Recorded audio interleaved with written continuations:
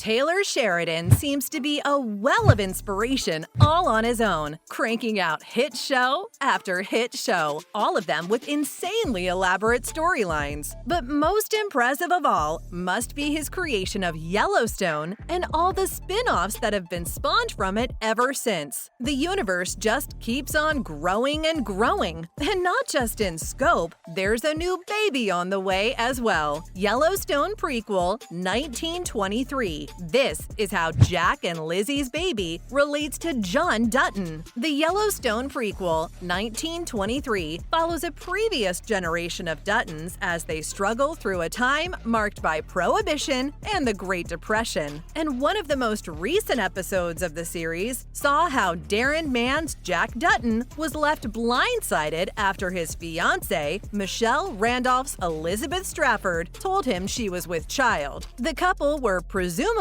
going to name their new child John Dutton. It just seems like a loving way to honor Jack's late father, John Dutton Sr., who was portrayed by James Badge Dale. John Sr.'s death was a huge shock to fans, to the point that we could hardly believe that it was really happening. Jerome Flynn's Banner Creighton, a Scottish sheep herder, ambushed the Dutton family when they were on their way out of Billings. John Sr. was fatally shot, dying immediately from automatic gunfire. The rest of the family, including Harrison Ford's Jacko, Helen Mirren's Kara, Darren Mann's Jack, and his fiancée, Michelle Randolph's Elizabeth, were all wounded as well. It was a nightmare, really. Banner obviously got the revenge he was after. All of this because the Dutton family had hung him from a tree due to some land disputes, which is a bloody tradition that clearly continues on into the present-day troubles of Yellowstone, whether the Dutton family is truly aware of it or not. The cycle of violent retribution is seemingly endless, but as much as we're used to Taylor Sheridan's merciless and realistic way of storytelling, John Sr.'s death must have been the biggest shockwave to go through the fandom yet. It's almost as if he's trying to push the violence that the original Yellowstone is lacking into his other projects of the Yellowstone universe. Not that Yellowstone is truly lacking in gruesome situations, but still. So, the news of a new baby on the way is bittersweet.